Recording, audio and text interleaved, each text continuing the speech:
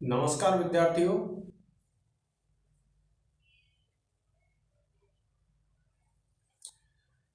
आज हम पढ़ रहे हैं संस्कृत भाषा में कारक।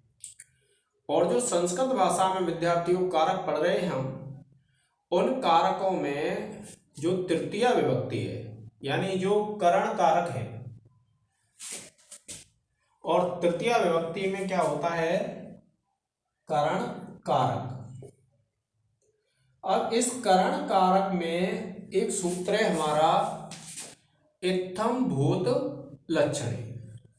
और इत्थम भूत लक्षणे जो हमारा सूत्र है वह क्या कहता है कि जो लक्षणवाचक होते हैं, इत्थम भूत लक्षणे क्या कहता है कि जैसे कोई व्यक्ति है या कोई वस्तु है, उसकी किसी से पहचान हो रही है। जैसे कोई व्यक्ति है और उसकी जटाएं साधु जैसी हो जाए तो हम कहें कि जटाओं से साधु है। तो जो जटाएं हैं उसकी पहचान करा रही है, और जटाएं जब उसकी पहचान करा रही हैं तो उस जटावाचक शब्द में तृतीया विभक्ति लगेगी। जैसे कोई डंडे से चल रहा है और हम कहते हैं कि डंडे से यति लग रहा है, सन्यासी लग रहा है, तो डंडा जो होगा, डंडा क्या है? उसकी पहचान है, और डंडा पहचान है तो उस डंडे में क्या है? तृतीया विभक्ति लगेगी। देखिए कि किसी प्रकार विशेष को प्राप्त किए हुए के लक्षणवाचक से तृतीया विभक्ति होती है। जैसे मैं वाक्य बनाता हूं, जटाओं से तपस्वी है। अब तपस्वी जो है कोई व्यक्ति, वह तपस्वी किससे प्रतीत हो रहा है? आपको ज्ञात किससे हो रहा है? जटाओं से। तो ये जो जटाएं हैं वो किसी व्यक्ति का ज्ञान करा रही हैं कि इन जटाओं से जो सामने वाला व्यक्ति है वह क्या है? तपस्वी है। तो ये जो जटा है, इस जटा शब्द में लग जाएगी तृतीया विभक्ति। यह कहता है कौन सा सूत्र? इत्थम भूत लक्षणे। तो देखिए वाक्य बन जाएगा आपका जटाभिः, क्योंकि ये तृतीया विभक्ति बहुवचन का है। जटाभिः तापसः, यानी जटाओं से जो व्यक्ति है वह क्या लग रहा है आपका? तपस्वी लग रहा है। अब देखिए इसी प्रकार का एक वाक्य है, दंड से यति है। यति भी क्या कहते हैं? सन्यासी को कहते हैं। तो जो सन्यासी प्रतीत हो रहा है कोई व्यक्ति, वो किससे हो रहा है? दंड से हो रहा है। और दंड से हो रहा है तो इस दंड में तृतीया विभक्ति लग जाएगी, और ये हो जाएगा आपका दंडेन यतिः, अर्थात दंड से यति है। आप इसका एक स्क्रीनशॉट ले ले विद्यार्थियों।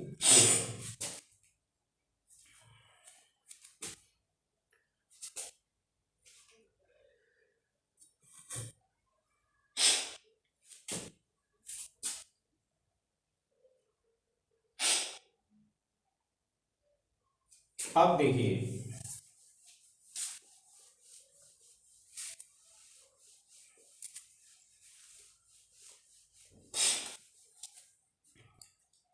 एक शब्द होता है विद्यार्थियों अलम।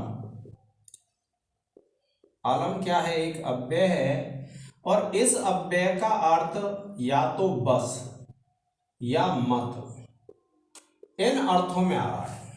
यानी इसका अर्थ किस में आ रहा है? निषेध अर्थ में। अलम से निषेध अर्थ में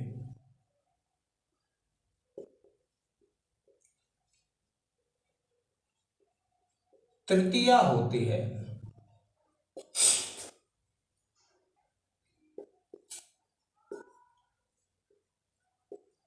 ठीक है। अलम दो अर्थों में आएगा कि अगर पर्याप्त अर्थ में आए तो होती है उसमें चतुर्थी विभक्ति, और यदि निषेध अर्थ में आए, रोकना है, तो होती है उसमें तृतीया विभक्ति। देखिए जैसे हम कहते हैं झगड़ा मत करो, ये निषेध अर्थ हो गया, किसी को लड़ने से रोक रहे हैं आप, तो आप क्या करेंगे, आप लगाएंगे अलम विवादेन, अर्थात आप झगड़ा मत कीजिए। आप कहते हैं, वाक्य बनाते हैं हंसो मत, यानी यहां निषेध किसका हो रहा है, हंसने का, तो आप वाक्य बनाएंगे अलम हंसतेन, हंसो मत, झगड़ा मत करो, हंसो मत। ऐसे जो वाक्य हैं जहां निषेध का अर्थ प्रतीत हो रहा है, जहां निषेध हो रहा है, वहां आपको ये ध्यान रखना है कौन सी विभक्ति आती है, तृतीया विभक्ति आती है। अब देखिए आप इसमें कुछ शब्द हैं जैसे किम है, प्रयोजनम है,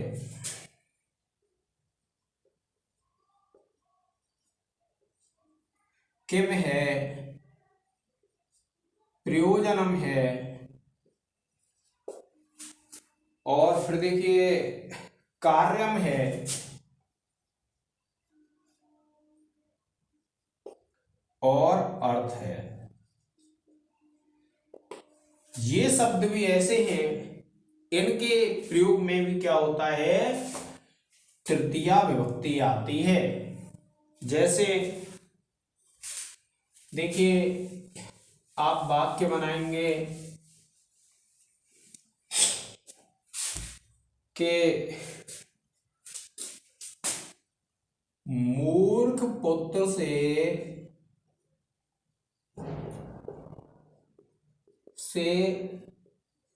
क्या प्रयोजन है।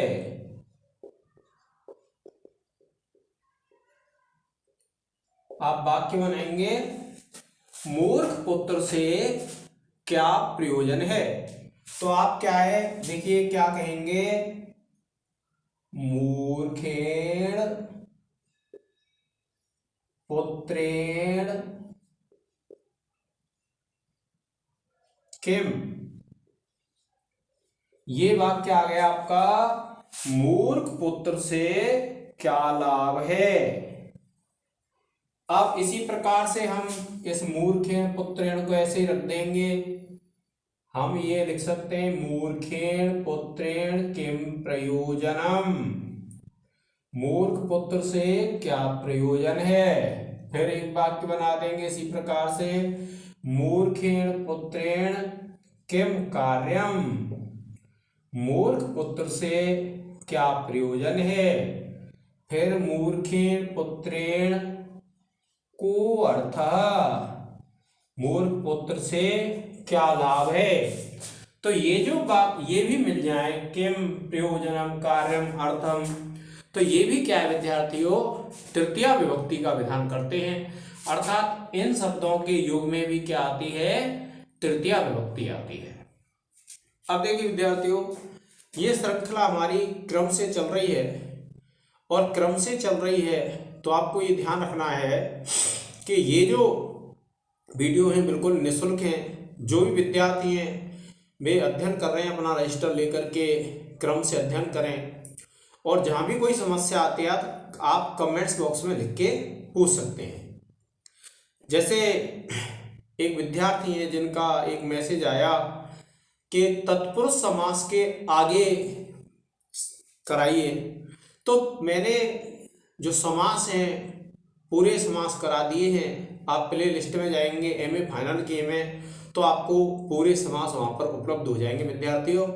और भी हैं तो मेरा व्हाट्सएप नंबर आपको डिस्क्रिप्शन में मिल जाएगा, आप व्हाट्सएप नंबर पर मैसेज करके उन समस्याओं का समाधान कर सकते हैं। तो आज के इस लेक्चर में विद्यार्थियों इतना ही। जय हिंद, जय भारत।